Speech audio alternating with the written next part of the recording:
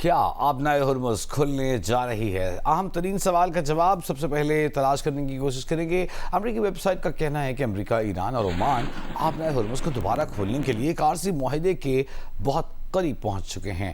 امریکہ آبنائے ہرمز کو دوبارہ کھولنے کے عارضی معاہدے کا اعلان آج ہی کرنا چاہتا ہے۔ امریکی میڈیا نے امریکہ کے ہی ایک ذرائع سے متعلق دی گئی رپورٹ میں بتایا کہ معاہدے میں عمان ایران کے درمیان آبنائے ہرمز کے لیے 60 روزہ عارضی انتظام شامل ہے، جس میں توسیع کی جا سکتی ہے۔ معاہدے کے تحت خلیج کی طرف جانے والے تمام بحری جہاز آبنائے ہرمز سے گزرنے کے لیے ایرانی پانیوں سے گزرنے والا شمالی راستہ اختیار کریں گے۔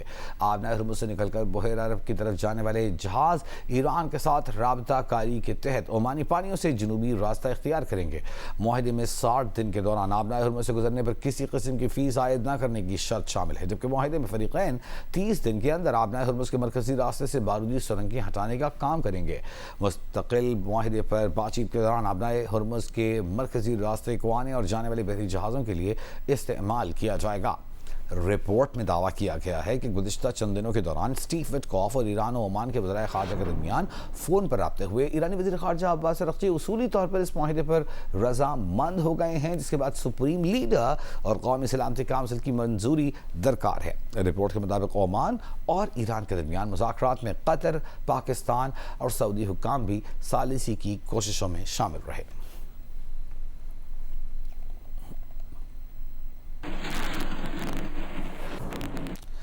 اور امریکی صدر کے حوالے سے آپ کو بتائیں کہ ایران کے ساتھ بہت اچھی بات چیت ہوئی ہے۔ ایران معاہدے تک پہنچنا چاہتا ہے اور ہماری جانب سے حملوں کا سامنا نہیں کرنا چاہتا۔ امریکی صدر ڈونلڈ ٹرمپ کی امریکی میڈیا سے گفتگو۔ امریکی صدر کا کہنا ہے کہ ایران کے ساتھ پورے دن بات ہوتی رہی، لیکن وہ اس کا اعتراف نہیں کرنا چاہتے۔ بات چیت اچھی رہی، ایسا لگ رہا ہے کہ معاملات بہتر سمت میں جا رہے ہیں۔ اگر آبنائے ہرمز کھول دی جاتی ہے تو گیس کی قیمتیں کم ہو جائیں گی۔ امریکی صدر کا کہنا تھا کہ ایران کے حوالے سے معاملات اچھے جا رہے ہیں۔ ہم دیکھیں گے کہ اگلے 48 گھنٹوں میں کیا ہوتا ہے۔ ایران کے لیے معاہدہ کرنے کا یہ آخری موقع ہے۔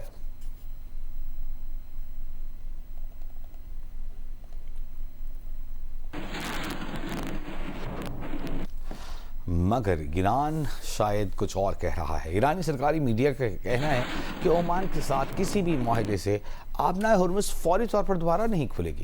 ایران کے سرکاری نشریاتی ادارے نے ایک باخبر ذرائع کے حوالے سے بتایا ہے کہ مستقبل میں آبنائے ہرمز میں جہاز رانی کے انتظامات سے متعلق مذاکرات صرف تہران اور مسقط کے درمیان ہو رہے ہیں، ان کا امریکہ سے کوئی تعلق نہیں۔ ایران اور عمان کے درمیان ممکنہ معاہدے کا آبنائے ہرمز کو فوری طور پر کھولنے سے بھی کوئی تعلق نہیں۔ رپورٹ کے مطابق امریکی جارحیت جاری رہنے تک آبنائے ہرمز بند رہے گی۔ آبنائے ہرمز کو دوبارہ کھولنا امریکہ کے رویے میں تبدیلی اور اس کی خلاف ورزیوں کی اصلاح پر منحصر ہے۔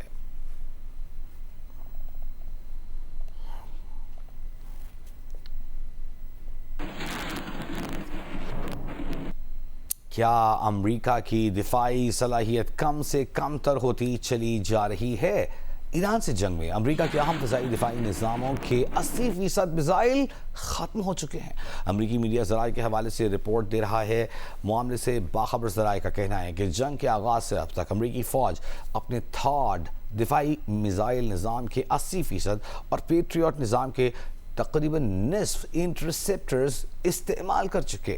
امریکی تھنک ٹینک کے مطابق ایران جنگ شروع ہونے سے قبل امریکہ کے پاس جدید پیٹریوٹ نظام کے 2200 انٹرسیپٹرز اور 452 تھاڈ میزائل موجود تھے۔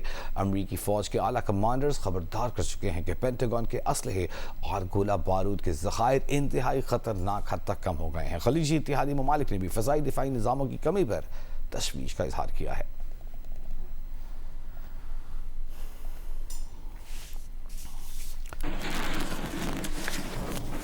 بلیٹن میں آگے بڑھتے ہیں، کچھ دیگر خبریں شامل کرتے ہیں۔ پاکستان اور امریکہ نے تحریک طالبان پاکستان، BLA، داعش خراسان، القاعدہ اور اس سے منسلک گروہوں کے خلاف مشترکہ تعاون جاری رکھنے کا عزم کیا ہے۔ واشنگٹن میں پاک امریکہ انسداد دہشت گردی مذاکرات کے چوتھے دور میں دہشت گردی کے خلاف تعاون مزید مضبوط بنانے اور مشترکہ حکمت عملی پر اتفاق کیا گیا۔ دفتر خارجہ کے مطابق مذاکرات میں دونوں وفود نے سرحدی سیکیورٹی مضبوط بنانے اور دہشت گردوں کی سہولت کار نیٹ ورکس ختم کرنے پر اقدامات اٹھانے پر بھی تفصیلی تبادلہ خیال کیا۔ مشترکہ اعلامیہ میں کہا گیا ہے کہ دونوں ممالک انسداد دہشت گردی کے شعبے میں تعاون کو مزید مؤثر بنا کر خطے میں دیرپا امن، استحکام اور خوشحالی کے مشترکہ ویژن کو آگے بڑھائیں گے۔ مذاکرات کی قیادت امریکی کوآرڈینیٹر برائے انسداد دہشت گردی گریگری لوگرفو اور پاکستان کی وزارت خارجہ کے اسپیشل سیکرٹری نبیل منیر نے کی۔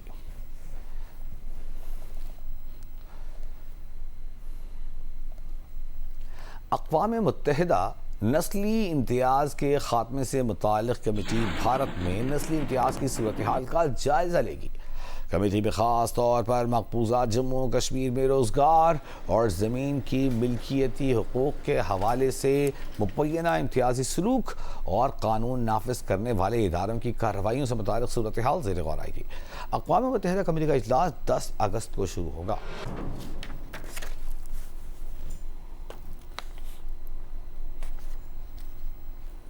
اور اب کچھ دیگر خبریں۔ پیٹرولیم ڈویژن نے عالمی بینک کے تعاون سے گیس سیکٹر کی ڈی ریگولیشن کا لاہعمل تیار کر لیا۔ وزیر پیٹرولیم علی پرویز ملک نے کہا کہ حکومت گیس سیکٹر میں مسابقتی، شفاف اور مؤثر مارکیٹ قائم کرے گی۔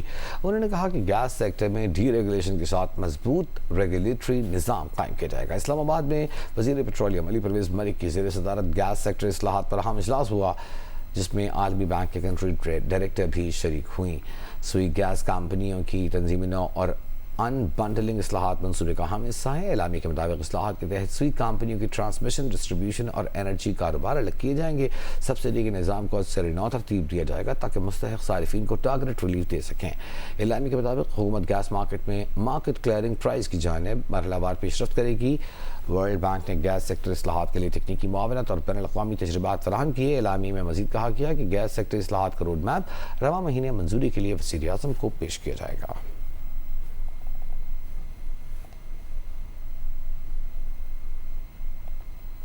اسلام آباد میں آج صبح ہلکی بارش سے حبس میں کمی آئی ہے۔ خلیق احمد سے تفصیل جانتے ہیں۔ خلیق، کہاں ہیں آپ؟ کیا صورتحال ہے؟ اسلام آباد اور راولپنڈی میں آج وقفے سے ہلکی اور تیز بارش جو ہے وہ ریکارڈ کی گئی ہے۔ سب سے زیادہ بارش جو ہے اسلام آباد 0 پوائنٹ کے مقام پر 23 ملی میٹر اور راولپنڈی میں گوال منڈی کے مقام پر جو ہے وہ 45 ملی میٹر جو ہے وہ بارش ریکارڈ کی گئی ہے۔ اسلام آباد، راولپنڈی اور ملک کے بیشتر علاقوں میں 7 تاریخ سے 9 تاریخ کے درمیان ایک بارشوں کا جو سسٹم ہے وہ داخل ہو رہا ہے، جس میں موسلا دھار اور تیز جو ہے وہ بارش ریکارڈ کی جا سکتی ہے۔ محکمہ موسمیات کے مطابق آج اسلام آباد کا جو زیادہ سے زیادہ درجہ حرارت ہے وہ 34 سینٹی گریڈ اور جو کم سے کم ہے وہ 25 سینٹی گریڈ ریکارڈ رہنے کا امکان ہے۔ گلگت بلتستان، مری، گلیات اور کشمیر میں بھی اسی طرح ہلکی بارش ہونے کا امکان ہے، اور ادھر بھی جو ہے وہ 7 تاریخ سے 9 تاریخ کے درمیان تیز اور موسلا دھار بارشیں ہونے کا امکان ہے۔ جی بہت شکریہ آپ کا۔ پروسیکیوٹر جنرل پنجاب عرفان صادق تارڑ نے لاہور کے تھانے میں ذہنی معذور لڑکی سے زیادتی کے مقدمے کو ہائی پروفائل ڈکلیئر کر کے تفتیشی افسر کو طلب کر لیا۔ وقاص آوان سے تفصیل جانتے ہیں۔ جی، لاہور کے تھانہ غازی آباد میں ایک افسوسناک واقعہ پیش آیا، جہاں پر ایک ذہنی معذور لڑکی کے ساتھ جو ہے وہ زیادتی کی گئی۔ اس واقعے کے بعد تھانے کے تمام اہلکاروں کو جو ہے وہ معطل کیا گیا۔ اس وقت پنجاب کے پروسیکیوٹر جنرل پنجاب عرفان صادق تارڑ صاحب میرے ساتھ موجود ہیں۔ ہم ان سے جانیں گے کہ اس کیس میں مزید کیا پیش رفت ہونے جا رہی ہے۔ میں نے اس کو ہائی پروفائل ڈکلیئر کیا ہے، اس کا ریکارڈ ہم نے سمن کر لیا ہے۔ اب ریکارڈ ہمارے پاس جو ہی آتا ہے انشاءاللہ تعالی ہم ایز پر لا اس کی آگے فردر جو لائن آف انکوائری ہے وہ انشاءاللہ ایشو کریں گے۔ ابھی ریکارڈ ہم نے کال کیا، جو ہی ریکارڈ آئے گا انشاءاللہ اس پہ پروسیڈ کرتے ہیں۔ اب پولیس جو بھی انویسٹیگیشن کمپلیٹ کرتی ہے، پولیس انویسٹیگیشن کمپلیشن کے بعد ان کا پہلا کام تو پروسیکیوشن کے پاس ہی ہے نا، کنسرنڈ پروسیکیوٹر صاحب کے پاس انہوں نے جا کے وہ چلان اپنا انکمپلیٹ ہے یا کسی فارم میں بھی ہے انہوں نے جمع کروانا ہے۔ اس کے اوپر جو کنسرنڈ پروسیکیوٹر ہیں وہ نوٹنگ دیتے ہیں، آبجیکشن دیتے ہیں کہ یہ چیزیں اس میں کم ہیں، آپ ان آبجیکشنس کو ریموو کریں۔ آفٹر دیٹ پھر وہ دوبارہ اگین سبمٹ کرتے ہیں، اس کے بعد چلان دین پاس ہو کے پھر فردر کورٹ میں جاتا ہے۔